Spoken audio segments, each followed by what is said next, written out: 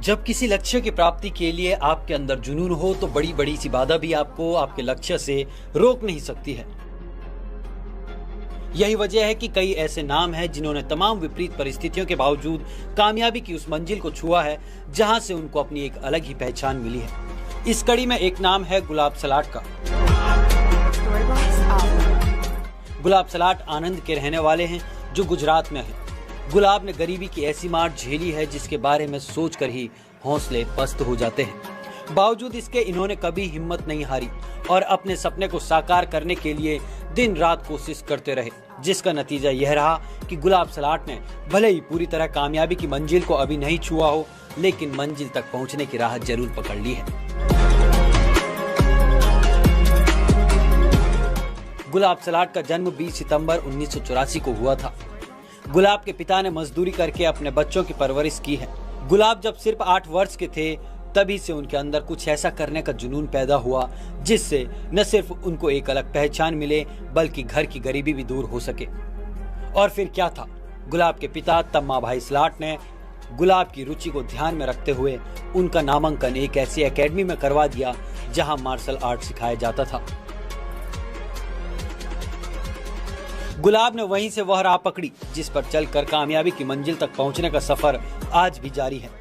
गुलाब ने martial art में अब तक कई उपलब्धियां अर्जित की है। इतना ही नहीं, गुलाब सलाट को स्टंट करने का भी बड़ा शौक रहा है और यही वो शौक है जिसके सहारे वो बॉलीवुड में कदम रखना चाहते थे और कुछ हद तक ही सही इसमें उन्हें कामयाबी भी मिली। गुलाब के इस जुनून में उनके पिता का भी भरपूर साथ रहा। गुलाब के पिता का सपना था कि उनका बेटा बॉलीवुड में कामयाबी का झंडा बुलंद करे, जिसके लिए गुलाब की कोशिशें जारी हैं। गुलाब ने स्टंट और ब्रेक डांस में भी महारत हासिल की है। इसके लिए उन्होंने हैदराबाद में ट्रेनिंग भी ली है। गुलाब ने अपनी कामयाबी की तलाश में मुंबई की माया नगरी का भी रुख किया, लेकिन यहाँ उन्हें ठगी का शिकार होना पड़ा। इससे आहत होकर गुलाब सलाट को फिर से वापस गुजरात के आनंद का रुख करना पड़ा। पर गुजरात वापस लौटने के बाद गुलाब के पिता का देहांत हो गया, जिससे गुलाब पर दुखों का पहाड़ टूट पड़ा।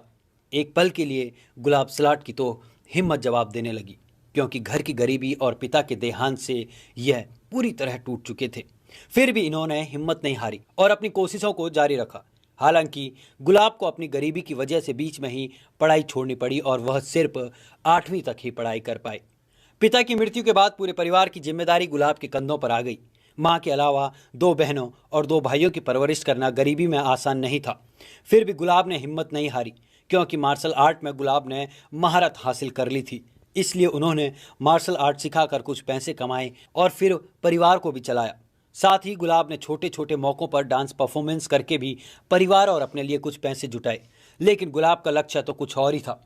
उन्होंने मुंबई के अलावा बेंगलुरु, हैदराबाद, चेन्नई, दिल्ली, यहाँ तक कि कोलकाता जैसे बड़े शहरों में जाकर फिल्मों में अपनी किस्मत आजमाने की कोशिश की, पर बहुत ज़्यादा कामयाबी नहीं हुई। पर कहा जाता है ना कि कोशिश करने वालों की कभी हार नहीं होती और कभी न कभी उसे कामयाबी जरूर मिलती है। गुलाब के साथ भी कुछ ऐसा ही हुआ।